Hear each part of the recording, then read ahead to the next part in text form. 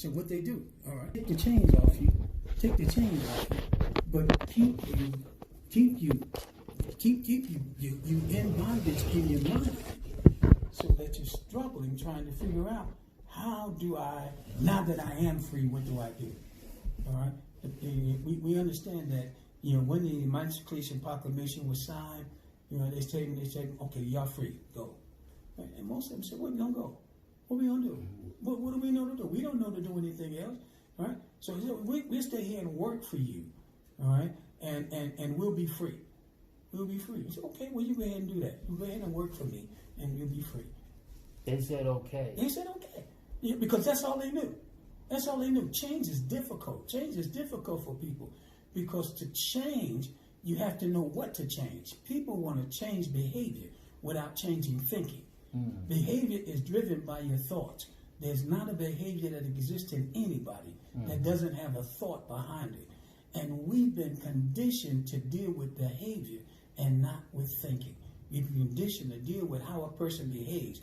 So we look at them and say, look how they're behaving, all right? And never really deal into the root cause of why they're behaving like that. They're behaving like that because their thinking is like that.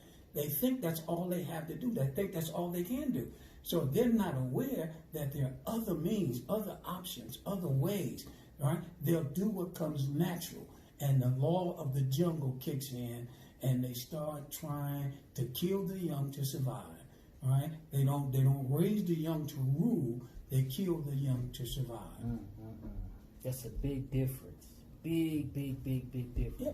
I want you to say that part again, though. They don't do what? They don't... We're convicted. We're convicted, meaning that we realize something's wrong. Something's wrong. Something's not right. Something's not working right. All right? But we're not moved from conviction to commitment. And conviction only deals with the emotions of change. Commitment deals with the actuality of change. So as long as a person is committed and feels like something's wrong, but he needs to do something else, he'll constantly be emotionally driven to change, meaning that when things are bad, he'll want to get up. When things are good, he'll want to stay where they're at. Not realizing that every time he drops back down to where he was, he actually goes further down than he was because he knew better. All right? There's an understanding that the scripture teaches. To him that knows to do good and doesn't do it, that person is in complete ignorance. His ignorance is self-imposed. There's nothing wrong with not knowing what to do. There's something wrong with not knowing that you don't know what to do. That makes you dangerous. That's right. That makes you dangerous. All right? Because you don't know, right? But you're convinced you know. And most of us, that's where we operate. All right? Our young people are driven, all right, by a get-rich-quick scheme. All right? That only puts them in another sense of bondage, another case of bondage. Right? And now you got to look over your shoulder every time you turn around. You got to run from everything. Wherein, if you look, just look throughout history. Look throughout history. They were doing open heart surgery in the jungles of Africa long before medicine came to the white man in Europe. They were doing that. All right. We are creative people. We are people that are creative. And what they tried to do is they tried to say, okay, here's what we'll do. We'll put you in school and educate you. All right? So they want to educate us, right, so that they can continue to control us rather than allow us to liberate ourselves by exercising that creativity that is already within us. It's innate. So I want to ask, because you said something earlier about we're raising our young men to do what? We're raising our young men. We're killing our youth. We're killing our youth. All right. The rulers, our ancestors. Yeah. They raised their children to become kings. Yes. They raised them to become kings. We're raising our children to become thugs, to become jailbirds, to become incarcerated. Yes. And then we sit back and say how horrible it is. Right? But not only that, though, because we're raising them to be dependent. That really dependent on a system that's not built for them at all. Exactly. We're missing the ruler class. We're missing the ruler mindset. Exactly. If you think if you think you're a servant, you'll be a servant the rest of your life. Right? And the Bible teaches us that a child is under tutelage. And while he's under tutelage, you really can't tell that he's a ruler. All right? But if he adapts to teaching, all right, the rulership in him is developed. And by the time anybody pays any attention, there's a king. There's a king. By the time anybody pays any attention to him, he's a king. You know, but if you take and you put him on blast before he's ready, you stick him out there before he's equipped, all right, people start paying attention to him, and they do everything they can to stop him from reaching his destiny. And that's where we are. That's where we are. That's where we as a people are. And inherently, it hurts me to my core, because as a people, we are the only race of people, all right, that don't support itself. The only race of people that don't support itself. You look at every other immigrant class that has ever migrated to this country, and every one of those immigrant classes have sit and understood the importance of community, and they moved in and they bought blocks, they bought houses till they own blocks. They bought blocks until they own communities. Come on. They bought communities till they ruled cities. Sure. They understood the power of community. We're the only ones that don't understand the power of community, understand the power of collective survival. Collective survival. If you have, I have. If we have, we have. Right? Look at what's happened here in Denver. Look what happened up on Colfax. Right? 20 years ago, about 20 years ago, right? Colfax was predominantly black.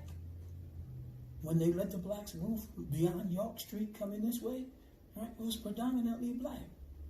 But the blacks couldn't survive. That's interesting. I was looking at that yesterday, as a matter of fact. And right now, in Aurora, we're only 16% of the population. Hello. While the other class, 61%, is white, quote unquote white. And then And understand, when they're saying white, they're not saying white. All right, they're not saying white. That's that's light skin white. All right, because when they start grouping people, together, all of these other classes, Italian, even some Latinos, Hispanics, all right, and other than Mexican, all right, are classified in that white grouping, not in the other class. And as we are, we're the only distinct race, all right, that is just in there. You know, we're not mixed according to what they say, but you know, the truth be, everybody's mixed. There's black in all of us. That's right. You know, and black in all of us. It's the pigment of the skin that makes a difference in most people's mindsets. But you know, if you look, they brought a little grocery store. The Hispanics brought a little grocery store. They serviced that grocery store till it was too small for them. They bought a bigger grocery store. They serviced that grocery store until they were able to buy a strip mall. Now you go on Colfax, and the entire northeast quadrant of Colfax is predominantly Hispanic and thriving. Because it doesn't matter where you live, when you get ready to go buy groceries, you're going to come there to buy groceries. When you get ready to go buy clothes, you're going to come there to buy clothes. You get ready to buy whatever you're going to buy, you're going to come there to buy it. You're going to spend your money, all right, where your money is going back into your community and making things for you, all right? Come in, live in a house, put 5 families in a house, save their money, pool their money, buy that house. Then they move out of that house and put 5 families in 5 other houses. And before you know it, they all have houses. They all have houses. Right? And it didn't cost them anything. It wasn't, they did all of the work. They fixed their roofs. They refurnished their house. They upgraded their equipment. They did all the stuff themselves. They didn't go out and ask anybody for anything. But we're running around, and all we're doing is trying to figure out who do we get to do this, who do we get to do that, who do we get to do that. We have everything we need within our community. Come on. If we would empower them, Yes. right, and get their mind changed, get their mindset, all right, to think liberated, Thank you. all right, instead of free. Oh, yes. Yes, sir. Thank you. Instead of free. See, because we think free means without chains. Yeah? Free without chains. That's not freedom. That's not freedom. All right? As a matter of fact, it's a worse case of bondage because it's bondage without bars. Bondage without bars. And that's where we're stuck. That's where we're stuck. We don't get it. All right? We're limited by our mindset. I could not imagine as I was growing up. Limited by the mindset. Yeah, their mindset, the way that their mind has been conditioned to think. Mind has been conditioned to think that you can only get what someone gives you. So you never tap into the resource within you to create. You're only looking for someone to give you something.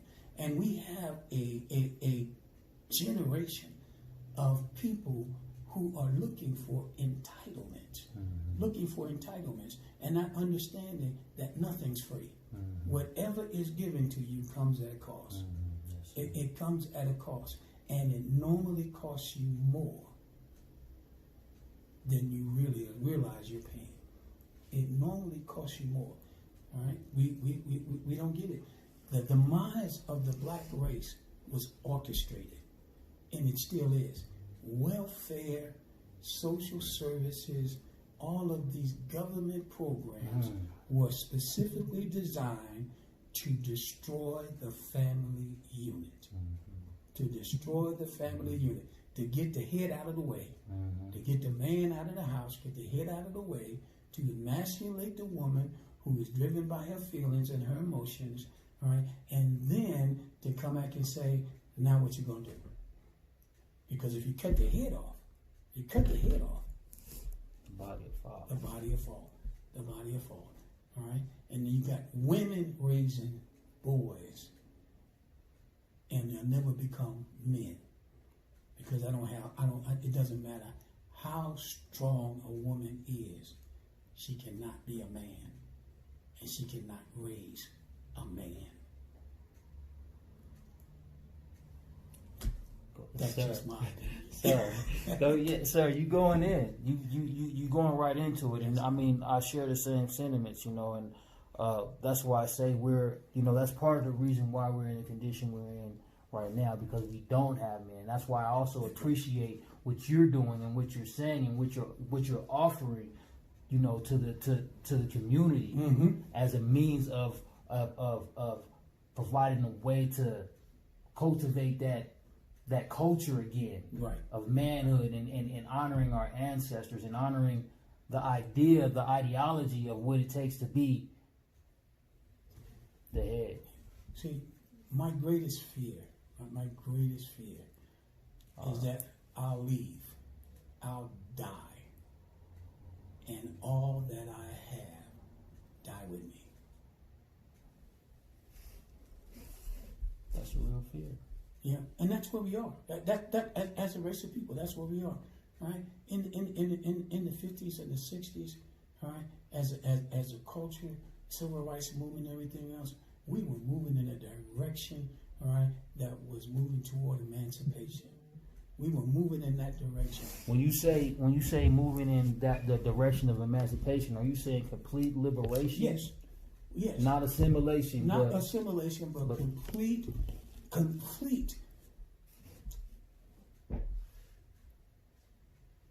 Martin Luther King was assassinated because him and Malcolm X had come together, and they were about to embark on something that the white man couldn't stop. And he realized that. So they go into that.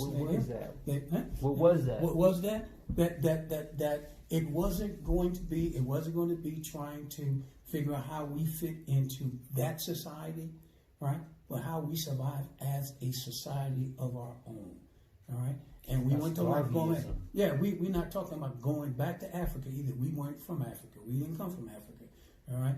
We were born right here. This is just as much ours as it is anybody else's, all right? If you're not Indian,